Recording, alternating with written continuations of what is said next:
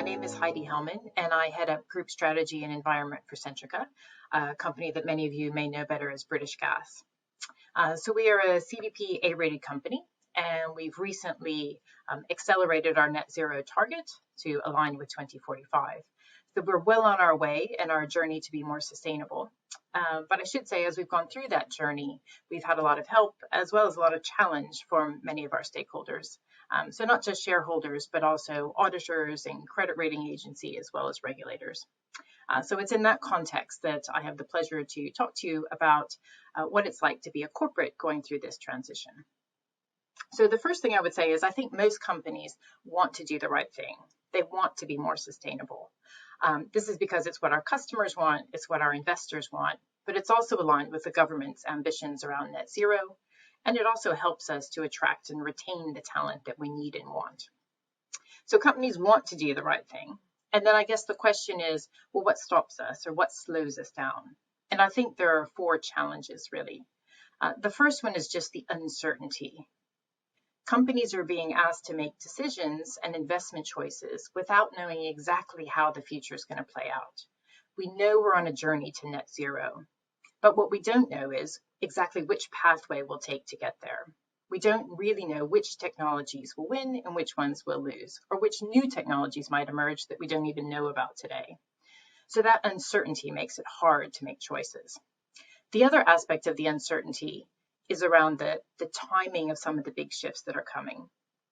We know that customers adopt new technology along an S-curve, but what's hard to know is when will that peak in the curve happen? When will that shift take place? And if you move too quickly, you run the risk of destroying value in your existing business. If you move too slowly, then you run the risk of stranded assets or simply falling behind your competitors. So those aspects of uncertainty make it difficult. The second area is around the time horizon itself. The transition is taking place over decades, 20, 30 years, and it's unnatural for companies to think in that time frame. We tend to think a couple years out, maybe 5 years out when we're thinking strategically, but to think about our business or our sector, what it's going to look like in 20 years is something that's really quite uncomfortable for most companies. So that's the second challenge that we have. The third is around financial returns. So although it's not true in all cases, in many cases, being more sustainable requires additional cost, or in some cases, accepting lower financial returns. And that's hard for companies. We have to realize that many of these new technologies are still evolving. The profit pools are small, and the business models are still developing. So it's hard in many cases to know how to monetize these new areas. So that's the third challenge. The fourth is simply competing priorities.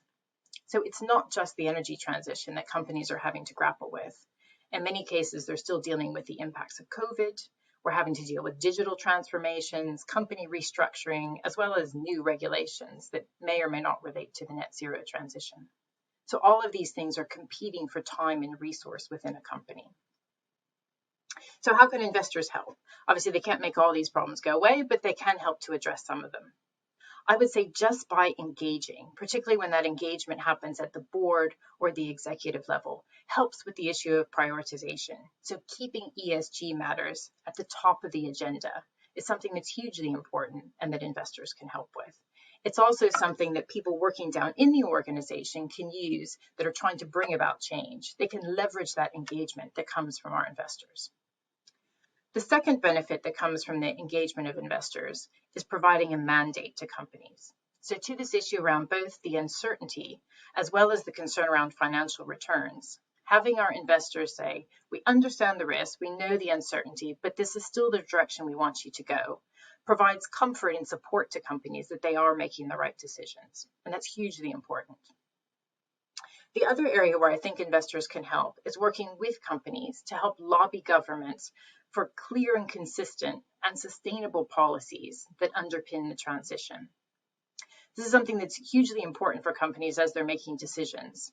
We need that certainty. We need as much clarity as possible on how this will evolve. And I think to date, we found a lot of the engagement from investors is focused on trying to encourage companies to change, and that's important. We need to continue to do that.